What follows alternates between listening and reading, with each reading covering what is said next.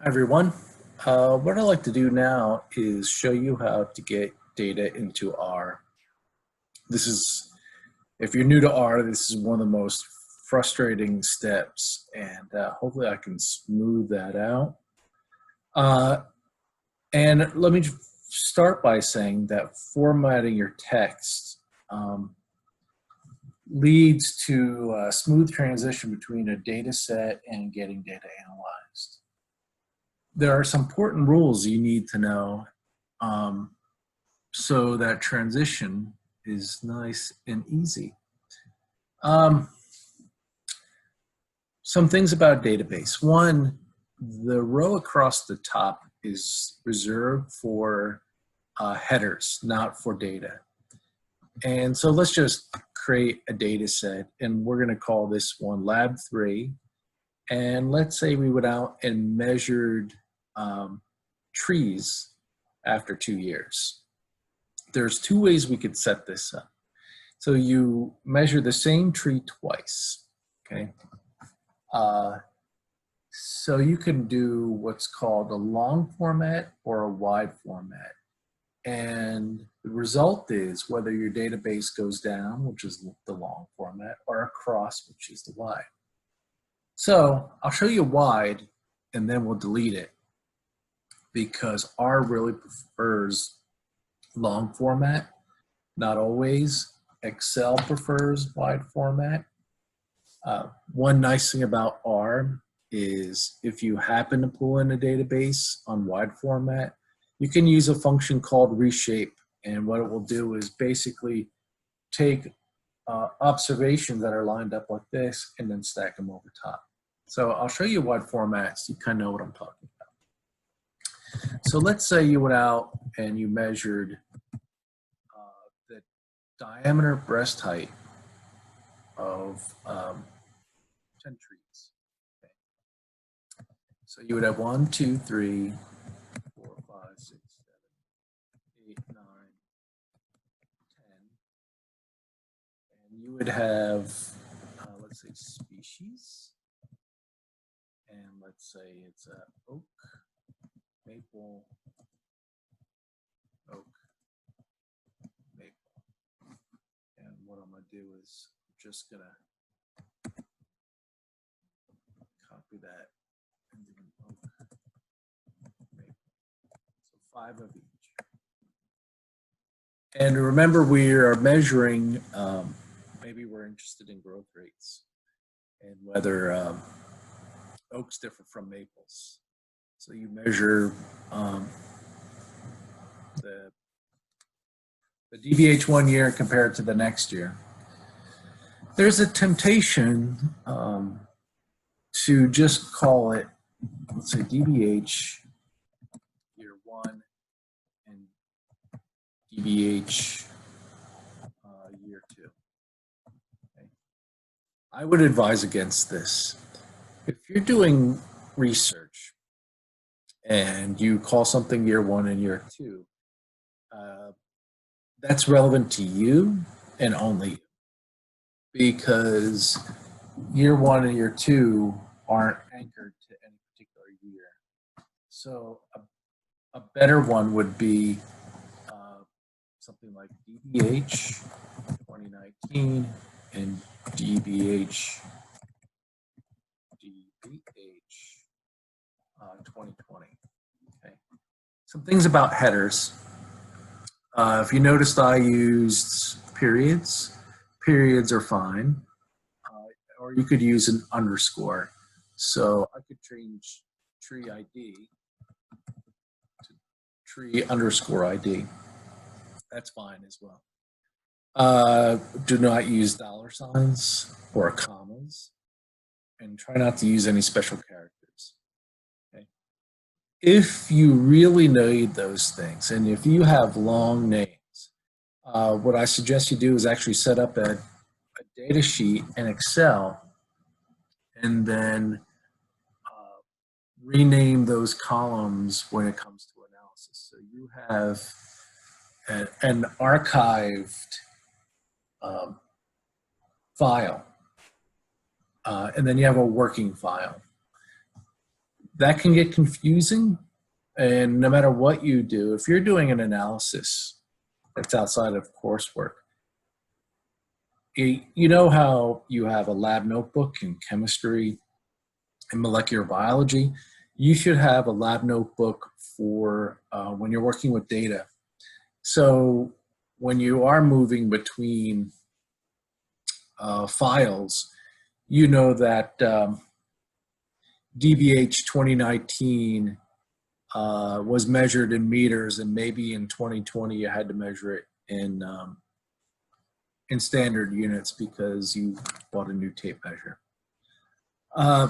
These are really important caveats that'll help you out in the long run. All right, so wide format would be set up like this, and if you were to record DBH in 2021, you would just keep going in 2022 and so on and so forth. So your data is going wide. I suggest that you set things up in long format, and what that'll look like is, and here's one of the big differences. Wide format, you list individual observations, the subjects of your observations. You only list them once. In long format, you would list it as many times as there are measurements. So if we're going to measure twice, what you want to do is list that twice. And then you would have year, you would have 2019, 2019, not sure why it's giving me decimals. All right.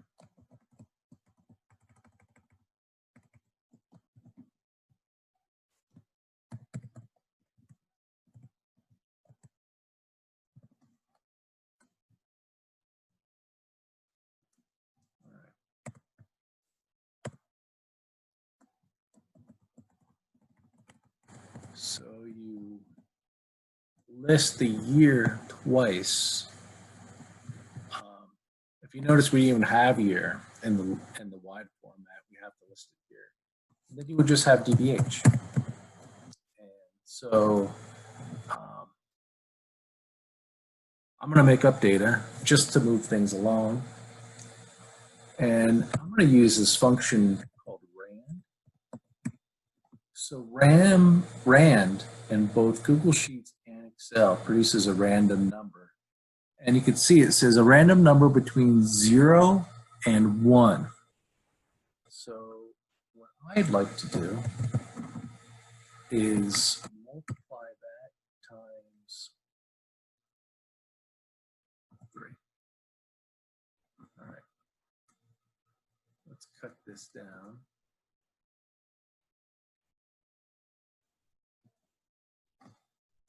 And I'm just going to paste a bunch here. Okay. And so this will be our DBH in meters. What you don't want to do is have the units in there. So you don't want to put 1.19 M. And if you want to, what I would do is just put that as one of your headers, okay, so you know what the units are.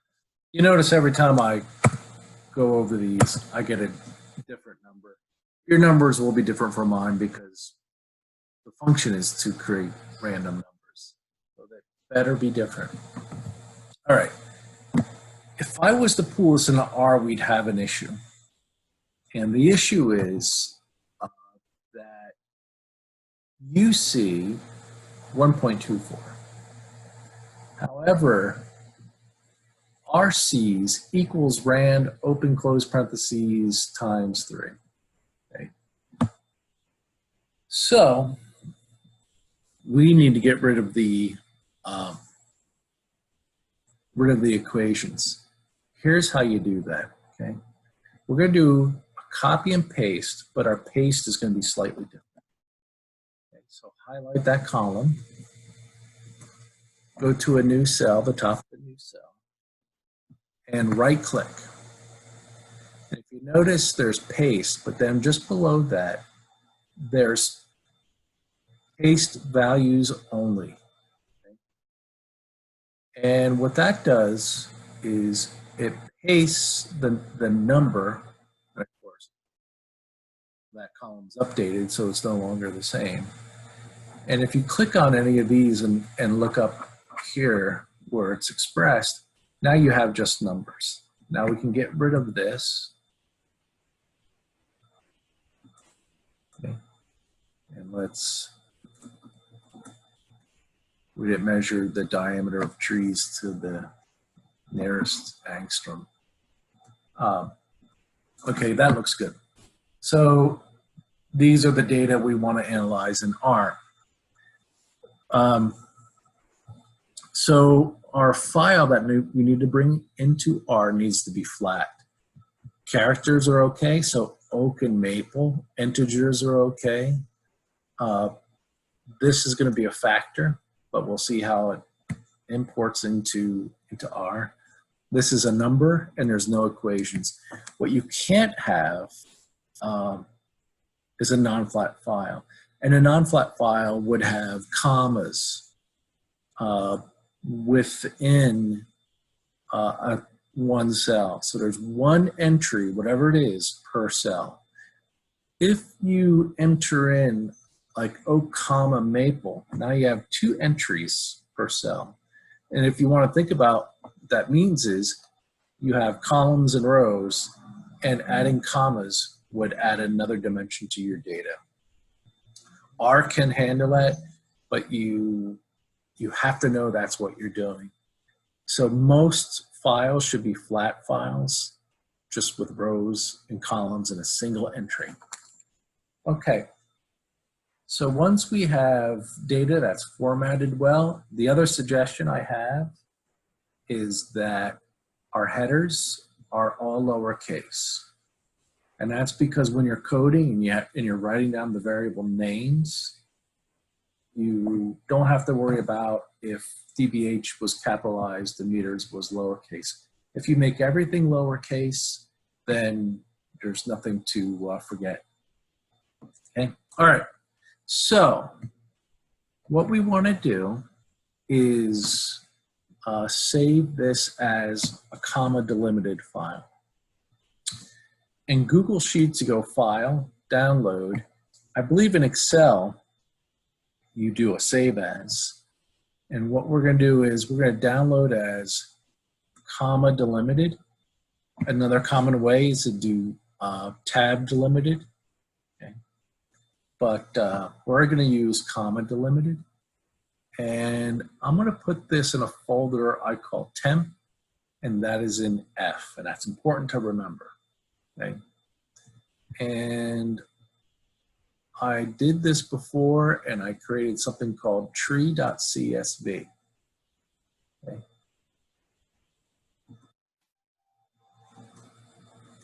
Okay. So right now I have data on a Google Sheet and on tree. And it's important to know right now is that those 2 files do not communicate with each other.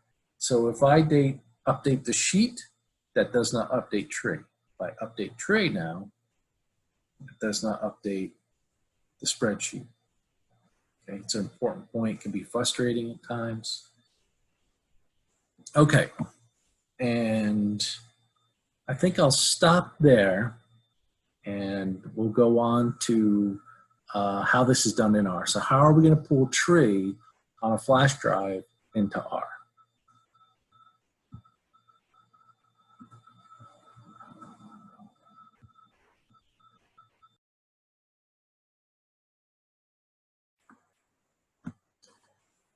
Okay, now for the point at which we are going to import our data from a CSV file, and we're going to import it into R. Okay, I'm going to show you 3 methods. 2 I suggest, and 1 I will tell you why I don't prefer that method, but it does work. Okay, so I'm going to assume that you know where your data resides. Mine's on a flash drive as a CSV file. Okay, so open up your script, and we're going to work from the script window and send it down to our console. Okay, so the first technique we're going to do is direct navigation. Direct navigation means your code is going to tell R where to go, okay, in a nice way. All right, so we're going to call our data, we're going to give it an object name. You can call it whatever you want. I'll just call mine A. Okay, if you remember, our data was trees and their DBHs. So if you want to call it trees, you can call it cats, call it whatever you want. All right. Because the object and the file name do not have to be the same. Okay. So file, we're going to read in a CSV. Okay. So the function is read.csv, open parentheses, and when you use direct navigation, you need quotes because we're going to put in a character string. My flash drive is F, and you add a colon after the drive name. So it's F:// use / when you're doing a subdirectory. It's in a folder I call temp / and then the name of the file should be tree.csv, and then we're going to close that character string with a close quote. And note that the open close quotes, these aren't smart quotes, so R has dumb quotes, and the difference being, if you look at R's quotes right now, take a look. Okay, notice that the quotes are straight up and down. They're not smart quotes. When you're working with Word, when you put in one quote and then close it, if you notice, the quotes are curved in towards the word or phrase that you are quoting. Dumb quotes just go straight up and down. That's what you need. So be careful if you're writing your code in a Word document and then pasting it into R, because it won't work. And I've learned that lesson the hard way. Okay, so your first argument in read.csv is where the file is. And then your second argument is if you have a header. And our data does have a header. So header equals T means when it reads in that data, it's going to take the first line and it's going to recognize that as the header row. Okay. So we're going to run this, and it worked. Okay. I'm going to show you real quick what it looks like when it doesn't work. And you'll experience this, I'm sure. Okay, so let's say I thought the file name was trees and not tree. Okay, that's what the error looks like when it cannot find the file. Okay, so if you get this error, it means your directory is wrong or your file name is wrong. And in this case, R is not case sensitive when it comes to directory. So, but it is sensitive to things like mixed spelling. It's just not that smart. So you do have to get the spelling right? And then your structure of your filing has to be correct as well. So since this was wrong, it didn't create a second object called A. So A worked, creating A worked, which is our data. If you want to print or just view your data, you can just type in the object. Okay. And what you'll see is, here's your data. Okay, this looks great. We have 20 lines of data and a header. in a header row. It adds the row number for you. Okay, we didn't have that in our data. And then here are the headers and then the data below. Okay. When you have a very small data set like this, you can just pull up your data, no problem. I would also recommend, regardless of the length of your data, even the largest data set you'll produce, that you'll use a function called str. str will give you the structure of your data, and that is super handy. I'll show you the results of that. So let's send it down. Okay. So the most important thing is that we produced a data frame. Okay. Data.frame tells you that what you pulled in are recognizes as a data frame, and data frames we can analyze very easily. 20 observations of 4 variables. Perfect. All right. Now the nice thing is it tells you how it's recognizing your variables. So tree ID 1, 2, 3, all up to 10 is recognized as an integer. You may want to change that to a factor, and there's a way to do that. Okay, it's a function called asFactor, and we'll get to that in the future. Species is a character because it's written out. Okay, it's character data. I would prefer if it was a factor, and we can fix that in the future. Year is an integer. I'd like it to be a factor. Even if we analyzed it not as factors, we'd still get the correct answers, I believe, for most of these things. But there may be some analyses where you have to put these in as factors. Okay, and dBH underscore meters is a number, just like we want. Okay, so the most important thing about STR is it tells you the dimensions of your data, 20 by 4, and then the character, the types of variables you pulled in. Okay.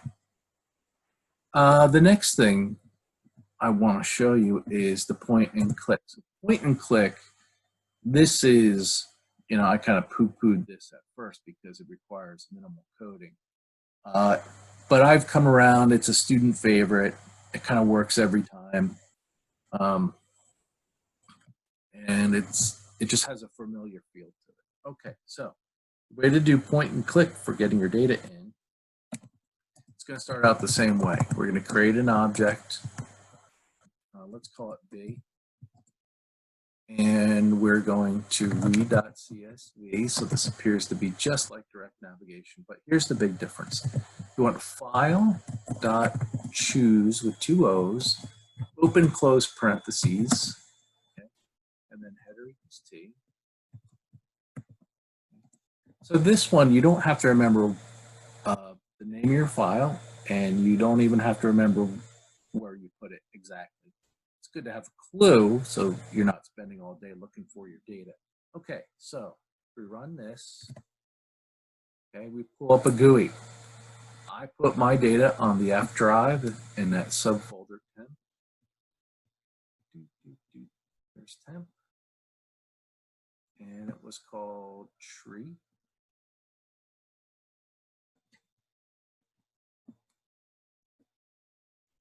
And there it is. So we can just view it by pulling in B and then get the exact same thing. Okay. That works great. And like I said, let me go over that way to pull it in again. It's you create an object, you designate it. The function is read.csv, open parentheses, file.choose, open close parentheses. You leave that empty because then it prompts the GUI to open up. And header equals T. Okay. Sort of a kind of a hybrid between these two is the change of directory. So when you change directory, it tells R where to look for things. Okay. So I'll show you, and then we won't do it again. So you have to have your console window open. Okay. And if you go to File, it should be Change dir, Change Directory. And what you do is you find the folder where you want to put your data, and you hit OK. Okay. You would hit OK. It doesn't, you will not see your data. You're selecting the lowest level of the folder where you're going to put things that you want to access. And I'm not going to hit OK. And I'll tell you why. If you direct it toward that temp folder or wherever you store your data, R will go to that folder. And so when you pull it in, and we're going to get an error, read.csv, tree.csv. So you simply put the name of your data in quotes. Okay. So you don't have to remember the structure of your filing system. You just put the name of your tree. So when you change a directory, it's going to go to that temp folder and then look for tree.csv.